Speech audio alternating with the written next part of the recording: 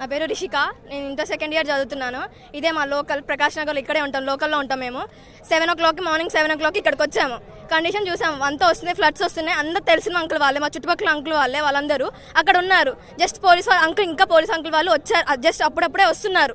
వచ్చారు, చూశారు, వాళ్ళు వస్తున్నారు. ఏం ప్రయత్నం చేసుకోకుండా అయ్యా మేము వస్తాం, వాళ్ళని మీకు తీసుకొస్తాం, సేఫ్గా తీసుకొస్తాం, అది మా బాధ్యత, పీకుడు మేము పీకుతాం, అన్ని చేస్తాం, అది ఇదని అన్నారు. కానీ ఇప్పటిదాకా ఏమీ పీకలే. ఇప్పుడు ఒక మంత్రి వచ్చిండంట, ఏం పీకడానికి వచ్చిండు చెప్పండి? ఇక్కడ ఏమీ పీకలే, వచ్చిండు, చూసిండు, పోయిండు. మళ్ళీ పేరుకి 3 మంత్రులు ఉన్నారు. జనాలు ఉరుకుంటా పోతారు ఓట్లేయడానికి. ఎందుకున్నారమ్మా మీరు ఓట్లేయడానికి? ఎందుకు వెళ్తారు వారు ఓట్లేయడానికి? ఓట్లు కావాలంటే అమ్మ మీకు ఇది చేస్తాం, అమ్మ మీకు ఇది చేస్తాం, అమ్మ మీకు ఇది వండు, మీకు ఏమైనా కావాలంటే ఇది చేస్తాం, అది వండుతాం, ఇది కావాలి, మీకు ఏమైనా కొనిస్తాం, ఇది మీకు ఏ అవసరం వచ్చినా మేము చూసుకుంటా ఉంటారు. ఏం చూసుకున్నారు? వచ్చి ఈ అమ్మ 9 మందిని కాపాడలేకపోయారు. ఈ జనాన్ని అంతా ఎట్లా కాపాడతారు మీరు? 3 మంత్రులు ఉన్నారు. మళ్ళా ఏం పీకడానికి ఉన్నారు అసలుకి మీరందరూ?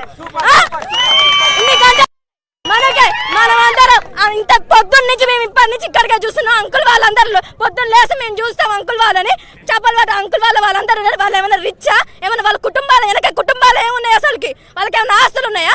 ఏమైనా వర్క్ చేసుకున్నామని వచ్చారు వాళ్ళు దరిద్రంగా కాలిపోని వరదలు వచ్చినాయి, అటు వెళ్ళిపోయారు.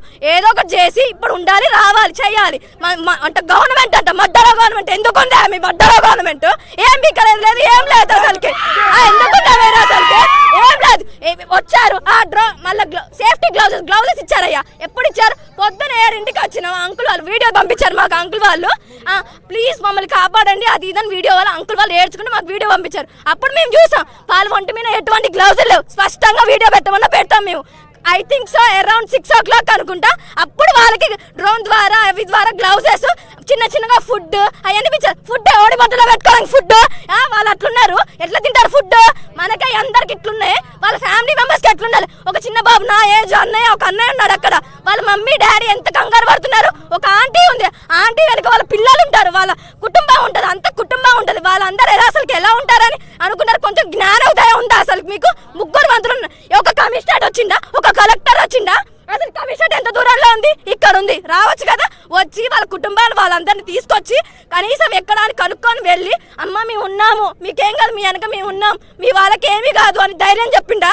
ముందు కాపాడడం కాదు, ముందు కుటుంబం ధైర్యం చెప్పిర్రా లేదా? మీ పిల్లలు ఉన్నాం, మేము ఉన్నాం, చేసాం అన్నది. మంత్రి వచ్చిండయ్యా, ఏం పీకడానికి వచ్చిందో తెలియదు. వచ్చి జై తుమ్మలను యాడ పెట్టుకోవడానికి? మా బద్దలు పెట్టుకోండి ఎవరైనా. ప్రజలకు సిగ్గుందా? జై తుమ్మల